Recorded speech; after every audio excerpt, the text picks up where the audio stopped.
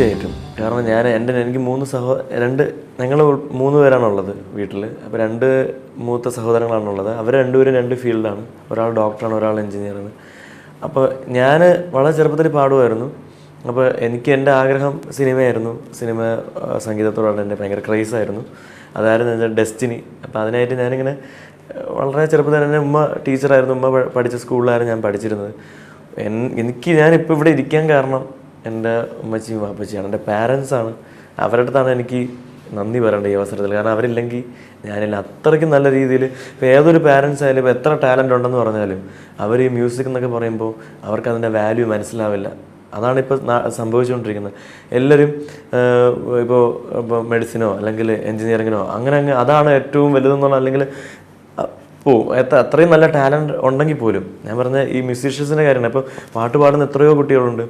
അവരെ ആ ടാലൻറ്റിലോട്ട് തിരിച്ചു വിടാതെ അവർ മെഡിസിൻ കൊണ്ട് ചേർക്കും. അല്ലെങ്കിൽ പക്ഷേ ഞാൻ പറയാം, എനിക്കിപ്പം കിട്ടുന്ന ഒരു അനുഭവം വെച്ച് പറയുകയാണ്, എനിക്ക് ഈ കിട്ടുന്നൊരു വില എന്ന് പറഞ്ഞാൽ, എനിക്ക് ഈ മ്യൂസിക് വഴി കിട്ടുന്ന വില എനിക്ക് വേറെ ഒന്നിൽ പോയാലും കിട്ടില്ലായിരുന്നു.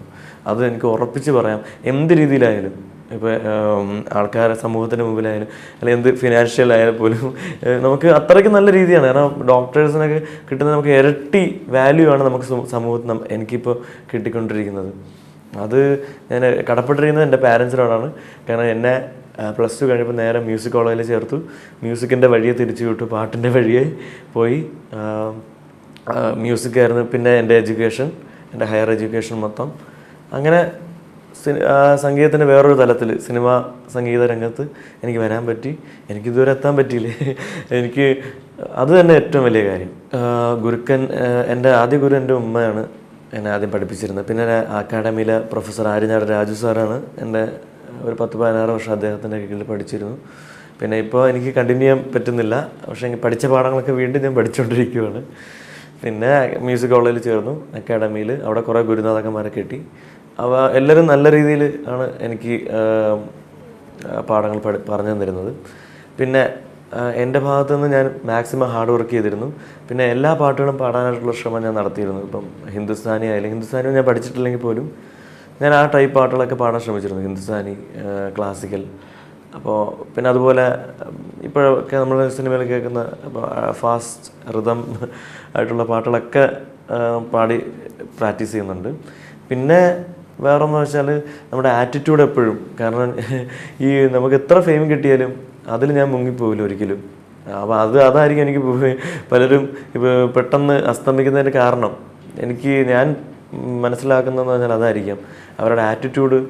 ഒരു പാട്ട് പാടുന്നതിന് മുമ്പ് നമുക്ക് ഒരിക്കലും പറയാൻ പറ്റില്ല ആ പാട്ട് നമുക്ക് വളരെ മനോഹരമായിട്ട് പാടാൻ പറ്റും എന്നുള്ള. ഒരിക്കലും നമുക്ക് ഡിമാൻഡ് ചെയ്യാൻ പറ്റില്ല. മനസ്സിലായില്ല? അപ്പോൾ ഇപ്പോഴുള്ള ഗായകർ എന്ന് പറഞ്ഞാൽ അതിനു മുമ്പേ ചിലപ്പോൾ എല്ലാവരും പറയുന്നതല്ല, പക്ഷെ എങ്കിലും ഇതൊക്കെ ആയിരിക്കാം ഒരു ഫാക്ട്സ്. അപ്പോൾ അതിനു മുമ്പേ അവർ പറയും ചിലപ്പോൾ ഇത്ര എമൗണ്ട് വേണം അല്ലെങ്കിൽ ഇങ്ങനെ എമൗണ്ട് വേണം. അതുണ്ടെങ്കിൽ എന്തുകൊണ്ടാണ് ഇത്രയും പറയുന്നത്? നാളെ എനിക്ക് പാടാൻ പറ്റുന്നവർക്ക് ഉറപ്പുണ്ടോ? നമുക്ക് ഒരിക്കലും ഒരു ജലദോഷത്തിന് ഒരു അസുഖത്തിനും ഇല്ല നമ്മുടെ വോയിസ്. അപ്പം പാട്ടിനോട് നമുക്ക് മാക്സിമം സിൻസിയറിറ്റി കാണിക്കുക. പക്ഷേ ആ പാട്ട് പാടിയതിന് ശേഷം അവർക്ക് എന്താണോ തരുന്നത് അല്ലെങ്കിൽ അവർക്ക് പറയാം. പിന്നെ ജനങ്ങൾ അത്രയും നല്ല രീതിയിൽ സ്വീകരിച്ചതിന് ശേഷം അപ്പോഴാണ് നമുക്ക് മാർക്കറ്റ് വാല്യൂവും കാര്യങ്ങളൊക്കെ ഉണ്ടാകുന്നത്. അതിനുശേഷം നമുക്ക് ഇപ്പോൾ ഫിനാൻഷ്യലായാലും നമ്മളെ തേടി വരും പൈസയും കാര്യങ്ങളൊക്കെ. അപ്പോൾ നമ്മൾ ആദ്യം ചെയ്യേണ്ടതെന്ന് വെച്ചാൽ നമ്മുടെ ആറ്റിറ്റ്യൂഡ് ശരിയാക്കുക. ഫെയിമിൽ ഒരിക്കലും മുങ്ങിപ്പോവാതിരിക്കുക. പിന്നെന്താണ്, നമ്മൾ ഓരോ ഫെയിം കിട്ടുന്നതോടെ നമുക്ക് സൊസൈറ്റിയോടുള്ള ഒരു കമ്മിറ്റ്മെൻ്റ് ആയിരിക്കും അത് മാത്രമേ ഉള്ളൂ പറയാൻ. അപ്പോൾ തൊട്ടു എന്നുള്ള സിനിമയാണ് എന്നെ സംബന്ധിച്ചിട്ട് എന്നെ ജനങ്ങളിലോട്ട് എത്തിച്ചേർന്നത്. പിന്നെ എത്രയോ സിനിമകൾ നമ്മൾ പാടിയാലും ആൾക്കാർക്ക് ചിലപ്പോൾ നമുക്ക് തിരിച്ചറിയാൻ പറ്റില്ല. നമ്മളിപ്പോൾ ഞാനിപ്പം എത്ര സിനിമയിൽ പാടിയാലും ജനങ്ങളുടെ മനസ്സിൽ എപ്പോഴും റിയാലിറ്റി ഷോയിലുള്ള ആ നജീം തന്നെയാണ് എപ്പോഴും.